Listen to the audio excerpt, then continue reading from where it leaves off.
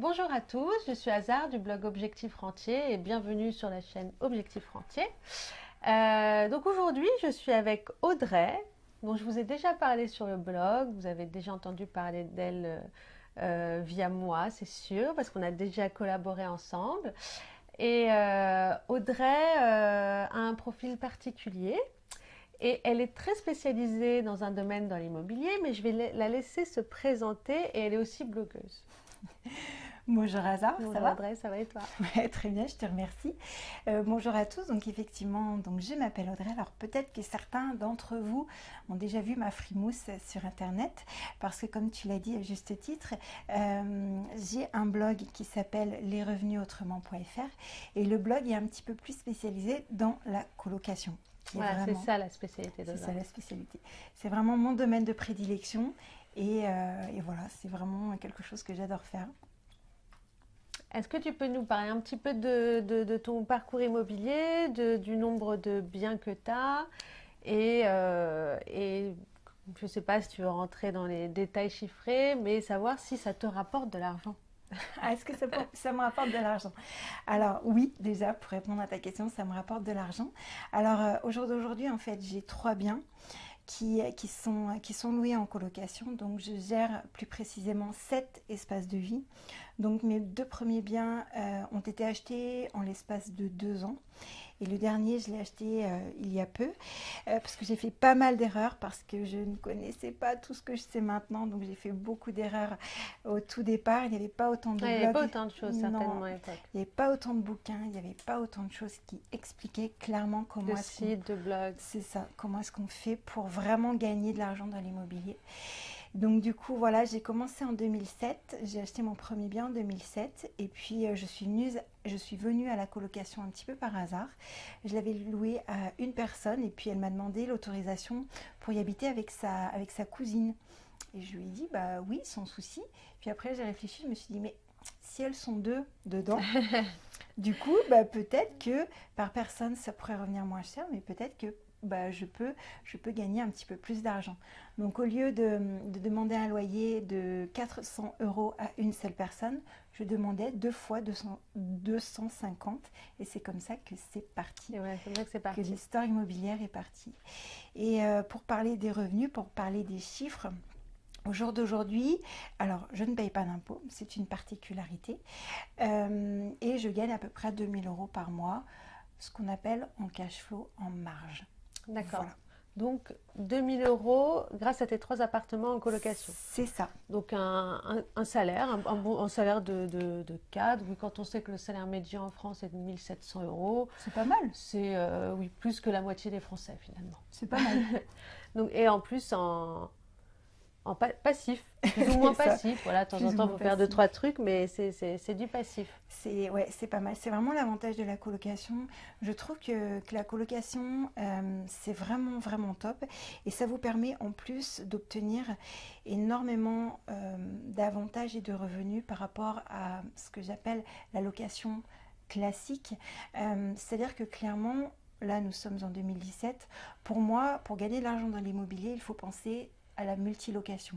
Alors ça peut être de louer par exemple en location saisonnier ou de faire de la colocation ou alors forcément, un petit peu comme toi, acheter des immeubles de rapport.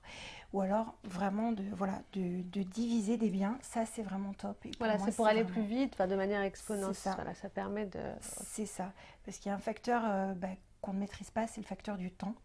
Donc du coup, pour moi, je pense que c'est vraiment important si vous voulez vraiment vous générer des revenus dans l'immobilier, de passer Gratuitement. directement, ouais, à l'étape supérieure. Est-ce qu'on peut faire de la colocation partout?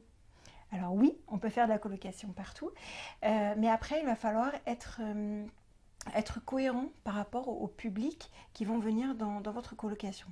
Je vais vous prendre un exemple. Si vous habitez dans une station de balnéaire et que vous voulez faire une colocation d'étudiants, ça va être un petit peu compliqué, dans le sens où potentiellement les publics de la station balnéaire seront potentiellement des personnes d'un certain âge, 60, 65 ans.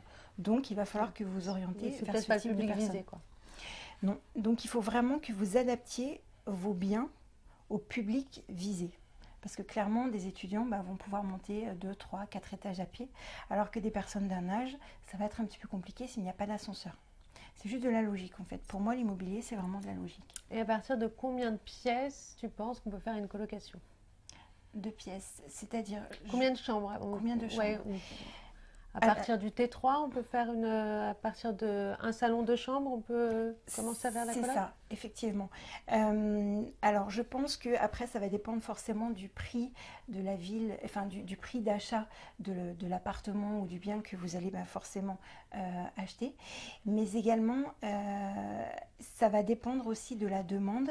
Mais je pense qu'à minima, il faut quand même viser sur un 3 chambres. Donc, soit 2 chambres et transformer. Optimal, ce serait 3 chambres. À minima, ce serait 3 chambres. Après, il faudrait viser sur à peu près du 4 pour avoir une bonne rentabilité. Du 4 chambres, c'est très très bien 4 chambres.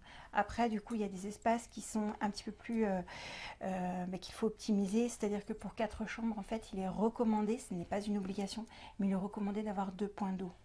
Et ça, c'est important pour le confort des personnes. Et puis en plus, ça valorisera votre bien. Est-ce que tu aurais quelques petits conseils à donner à ceux qui voudraient se lancer dans la colocation? Alors déjà, mon premier conseil, ce serait déjà d'étudier votre marché.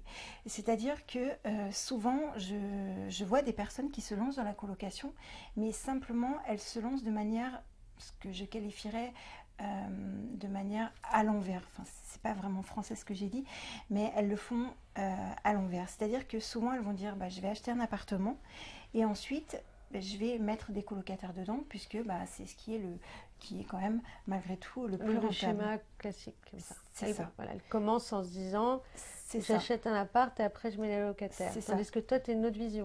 Exactement. En fait, moi, je vais chercher les locataires qui seraient intéressés par des biens. Et ensuite, ces personnes-là vont me dire quel type de bien, par quel type de bien elles sont intéressées. Et après, je vais acheter le bien qui leur correspond. C'est pas du tout la même chose. Et ce que je vous orienterais vraiment de faire, c'est vraiment de faire une étude de marché vraiment complète. Parce que là, on ne parle pas, on parle d'immobilier, donc on parle de milliers d'euros. On ne parle pas du fait d'aller acheter une baguette de pain. Donc c'est vraiment important d'étudier votre projet et de ne pas laisser cette option de côté, si je puis dire. Surtout que dans la colocation, il y a plusieurs chambres à remplir. C'est pas comme un studio ou un appart où là, il nous faut un locataire. Il faut en trouver un. Là, on a un appartement, il faut trouver 2, 3, 4 locataires. C'est ça. Donc, il faut encore moins se louper que pour un studio où il faut trouver qu'un locataire, quoi. Exactement. Et du coup, c'est ce qui va vous permettre d'avoir beaucoup plus de cash flow parce que vous n'êtes pas dépendant d'une seule personne ni d'une seule famille. Le risque est dilué. Donc, c'est vraiment ce que j'adore dans la colocation, en fait. Écoute, c'est un très bon conseil. Et en plus, j'ai publié un article sur le blog que tu as écrit. Donc, si vous voulez en savoir plus sur la colocation, Audrey a écrit un excellent article sur les 10 meilleures raisons d'investir en colocation. Donc, je vous invite à aller le voir et je vous mettrai le lien en barre d'infos. Donc voilà, merci beaucoup Audrey. Merci beaucoup, merci Hazar. Et à très vite. Merci à tous. Au revoir. À très vite, bye. Bonjour à tous, je suis Hazar du blog Objectif Rentier et bienvenue sur la chaîne Objectif Rentier. Donc aujourd'hui, je suis avec Audrey, dont je vous ai déjà parlé sur le blog. Vous avez déjà entendu parler d'elle via moi, c'est sûr, parce qu'on a déjà collaboré ensemble. Et Audrey a un profil particulier et elle est très spécialisée dans un domaine dans l'immobilier, mais je vais la laisser se présenter et elle est aussi blogueuse. Bonjour Hazar, ça va Audrey, ça va et toi? Ouais, très bien, je te remercie. Bonjour à tous, donc effectivement, je m'appelle Audrey. Alors peut-être que certains d'entre vous ont déjà vu ma frimousse sur internet, parce que comme tu l'as dit à juste titre, j'ai un blog qui s'appelle lesrevenusautrement.fr et le blog est un petit peu plus spécialisé dans la colocation. Voilà, c'est ça la spécialité de C'est ça la spécialité. C'est vraiment mon domaine de prédilection et voilà, c'est vraiment quelque chose que j'adore faire. Est-ce que tu peux nous parler un petit peu de ton parcours immobilier, du nombre de biens que tu as et je ne sais pas si tu veux rentrer dans les détails chiffrés, mais savoir si ça te rapporte de l'argent. Est-ce que ça me rapporte de l'argent? Alors oui, déjà, pour répondre à ta question, ça me rapporte de l'argent. Alors au jour d'aujourd'hui, en fait, j'ai 3 biens qui sont loués en colocation. Donc je gère plus précisément 7 espaces de vie. Donc mes 2 premiers biens ont été achetés en l'espace de 2 ans. Et le dernier, je l'ai acheté il y a peu, parce que j'ai fait pas mal d'erreurs, parce que je ne connaissais pas tout ce que je sais maintenant. Donc j'ai fait beaucoup d'erreurs au tout départ. Il n'y avait pas autant de Ouais, il n'y avait pas blogs. autant de choses Non, certainement à l'époque. il n'y avait pas autant de bouquins, il n'y avait pas autant de choses qui expliquaient clairement De comment est-ce qu'on... sites, de blogs. C'est ça, comment est-ce qu'on fait pour vraiment gagner de l'argent dans l'immobilier. Donc du coup, voilà, j'ai commencé en 2007, j'ai acheté mon premier bien en 2007 et puis je suis venue à la colocation un petit peu par hasard. Je l'avais loué à une personne et puis elle m'a demandé l'autorisation pour y habiter avec sa cousine. Et je lui ai dit, bah oui, sans souci. Puis après, j'ai réfléchi, je me suis dit, mais si elles sont 2 dedans, du coup, bah, peut-être que par personne, ça pourrait revenir moins cher, mais peut-être que bah, je peux gagner un petit peu plus d'argent.